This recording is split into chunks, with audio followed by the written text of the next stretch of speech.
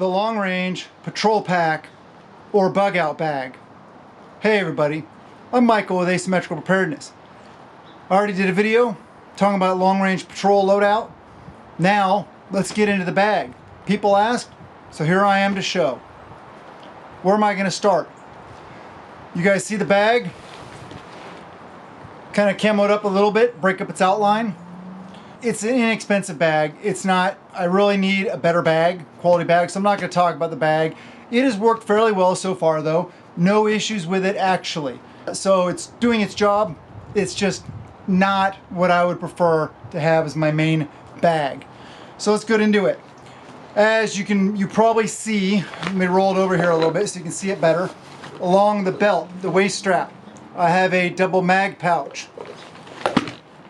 The waist strap is important because it enables you to put the weight on your hips and your shoulders whenever you need to. Backpackers know this. People that get out a lot with a pack understand that you need to be able to shift the weight back and forth, sometimes to your hips when your shoulders get tired, and then back to your shoulders when your hips get tired. But let's get into the pack. On the side here, you see two more double mag pouches and the same thing on this side. What are those? Those are mag pouches, yes, but they contain water bottles. That's 4 water bottles on the outside right there. Because water is important, especially in a long range patrol bug out situation. You gotta have water. Yes, I live in the Pacific Northwest. Yes, there's water all around me, but in a lot of situations, I don't want to have to go get water, purify water, all that kind of stuff. It takes time and it places you in potential danger because who goes to water sources? What goes to water sources? All animals and people. So water sources are a very dangerous location to try to go to in an event. So carry lots of water. Let's start off with the top. The top compartment, and let me see, I will flip the bag over. Speaking of the top compartment, because I don't want the stuff to fall out. It's just the way the pouch, the top thing is made. It's not my favorite, but it is what it is. Top compartment, I have this cool little spoon, fork, multi-tool type thing by CRKT. It's an Eaton Tool XL. It has a tool for different size bolt heads, has a can opener, bottle opener, and a flat tip screwdriver. It's just a good thing to have. It's my eating tool. All right, what else do I have in there? I have some REM oil. Is REM oil the best? No, it's not, but that's what I got in there.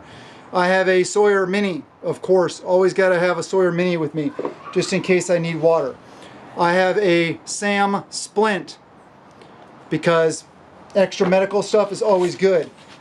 That is what this is, extra med pack. I have the athletic bandage, gauze rolls, moleskin. I have over-the-counter meds and a bunch of other etc. stuff in here, just kind of like a mini additional med pack. I'm not really going to go into that much. Flipping the bag back over, let's go into the very front compartment. Has a little compartment here.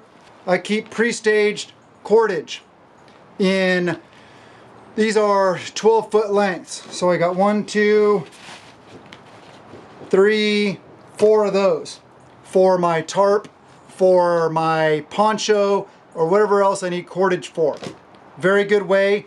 I'll probably do a video about how to do this, to shorten it, to make it like this, and all you have to do is pull the end and it all comes out.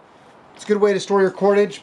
I have another Sawyer Mini with the squeeze filtration system rolled up because redundancy is key sometimes in this situation. Gold Bond foot powder, important to keep your feet dry and to take care of your feet. A snap-on multi-tool. It's just one I got for Christmas. It's, you know, it is what it is. It's not the best multi-tool. I have other multi-tools. That's the one that's in this bag. 2 chem lights. Some Propel hydration packs.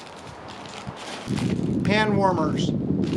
I have a lighter wrapped in duct tape because you never know when you're going to need duct tape or a lighter. So that's everything in this outer small pouch. What is behind it? Behind it is my poncho, my woodland camo military surplus poncho. Really good thing to have. Poncho is a must, as well as the next item. The first item in the top. What is it? That is a good old whoopee. This is a whoopee. It's your blanket. This combined with a poncho, you can make a sleeping roll, like a ranger roll, or cuddle up in this under the shelter of the poncho. All right, moving on to the main compartment here. The ability to keep stuff dry, especially in my environment, the Pacific Northwest, is very important. So I have my stuff in a dry bag. Not the cool one with all the vents and stuff like that, but it's a nice dry bag. So what's in the dry bag? Let's check it out. Got a lot of extra space in this dry bag, which is good. Dry bags can also be used to collect water, keep anything you want inside dry. Very good idea. Shemagh. I love Shemaghs. Always got to have a Shemagh on me. A merino wool base layer. Merino wool socks. These are the Costco ones. They work really well. I like them. And then I have a pair of Gore-Tex pants, lightweight shell type pants. Really good. And then in the bottom here is I'll just show you, I'm not going to pull it all out, is a woodland camouflage Gore-Tex military issue top. So this is my bag that has the stuff in it to keep me warm and dry. Very, very important when you are out and about doing the things. If you want to know how to do the dry bag without the vents in it, I'll try to show you here really quick. What I do is I fold it over and then I squeeze, squeeze, squeeze. I push down as much as I possibly can. And then as it's all like that, I'll hold it down with my forearms. I'll start rolling because you want to keep all the air out of it. And then once you get a couple rolls, it's fine. Just get a couple rolls, roll it up like that, and then clip it on. That works pretty well. What else is in the main compartment? Camo netting. I like carrying a big camo net with me because in a long range, especially reconnaissance patrol, camouflage is key. And I just have it duct taped together because who knows when I'll ever need it, if I'll need it, but I like having it. Next, dry bag. Move this one out of the way. This dry bag, really good dry bag. It's also not the fancy type with the vents or anything like that, but what is in this dry bag? The blue thing you can see is my sleeping bag, my sleep setup. This little brown pouch here, this is the Climate Inertia X-Frame sleeping pad. Check them out, they are awesome. Not sponsored, but they're awesome. Another 2 pairs of socks in here, and that's about it in this bag. Set this bag off to the side. What do I have back here? Well, maps are very important. And I live in the state of Washington. So this is just a supplemental. It's not my primary source of maps, but it's supplemental. I keep that in there. And that is everything in the main compartment. So let's move on to the lower compartment. This is sustainability compartment. Sustainability type stuff. Food and water. So I'll show you what I got in here. I have a beef taco filling MRE. I have a meatballs and marinara sauce MRE. These are the totems, the tailored operational training meals. Because I can buy those on base for $55 for a case of them. Good deal.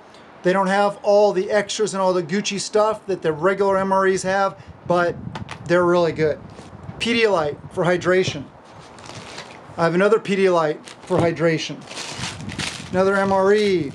This is spaghetti with beef and sauce. Another totem. A Gatorade Zero. Water bottle, which is an empty Pedialyte bottle. And I have another water bottle. Lots of water. Water is key in a survival situation. So make sure you have lots of water and keep the water, your fluids and all the other heavy stuff at the bottom of your pack.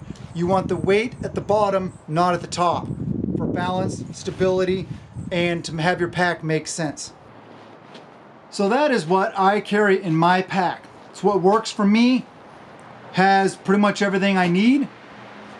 Can't remember the last time I needed anything that wasn't in here when I was doing an overnighter, patrol, or anything like that. And yes, I do it.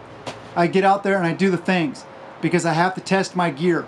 You should be also. You should be getting out in the real world environment and testing your gear, using your gear to make sure this is all what you need and that it works. Do I use everything every time? No, I don't. Especially like the Atlas, don't really use that. But you need to tailor your system to work for you in your environment, your AO, area of operations, where you live, and you need to tailor it around your skills and your abilities. I hope you guys enjoyed the video. Have a wonderful day, and blessings to you and yours.